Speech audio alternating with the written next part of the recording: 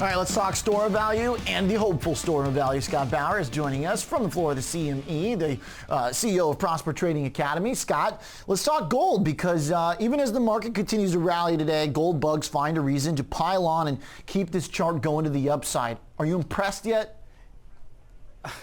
Well, I wish I would be. As you know, we've had this conversation, and I'm shorted, and I'm shorted through buying some puts. So, I know my risk to it, but it's actually very surprising to me because yes, there's still uncertainty out there, and yes, the Fed is, the market's pricing in 100% probability that they're going to cut in September. But I just think this rally is so long in the tooth right here. And when it does come to that point, I think we're going to see a really big pullback. However, I'm certainly taking some pain right now. Okay, so now this begs the question. We're looking at a percent change chart. I kind of like the Rorschach test of gold versus Bitcoin on percent change. We'll bring it up on price in a second because price, they look a little more correlated. But percent, obviously BTC, you've got a higher beta. You can win, you can lose. Yep. So would you rather take your plays there? I actually would, and for a completely different reason. Okay, I'm not tell me correlating why. I'm not correlating Bitcoin to the safe haven trade. Okay, so you're not buying the weekend action. No, I'm not buying it because of what happened in the rest of the marketplace. What I am buying, and I wouldn't buy Bitcoin here, though I would stay long it if you are long it.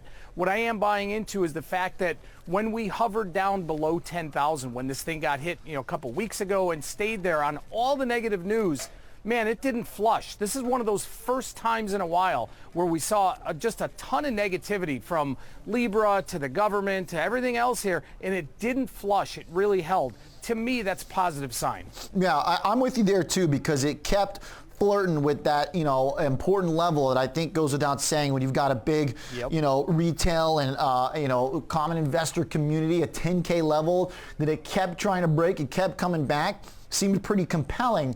So, Scott, what then is the gold, to come back to gold, what is its purpose serving? Is it a store of value right now? Is it a speculative kind of bet that things are going to get worse on the political stage or what? Yeah, I think it's a bet that this whole tariff situation does extend out to the elections next year, that it's not going to get resolved next week, next month, even by the end of the year.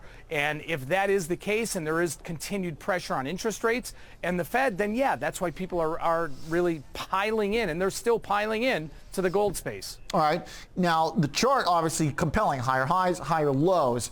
To me, it seems like the kind of short on that is a tough trade, basically. I mean, do you have to expect some kind of big, change in the bond narrative or the negative yielding narrative for gold to get hit?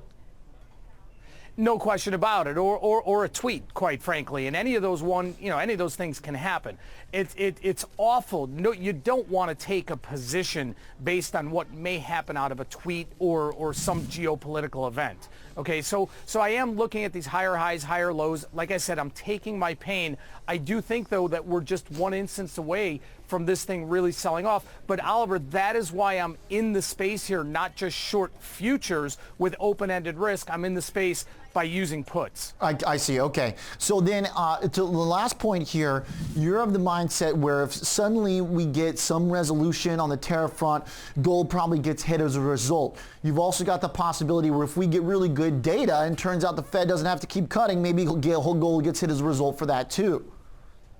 No doubt about it, but that's probably a bit on the longer end because even if we get good data between now and 6 weeks from now when the Fed meets, they're still going to lower rates. Yeah. So that could all add up. That could all accumulate to then October or December, where there's no easing at all.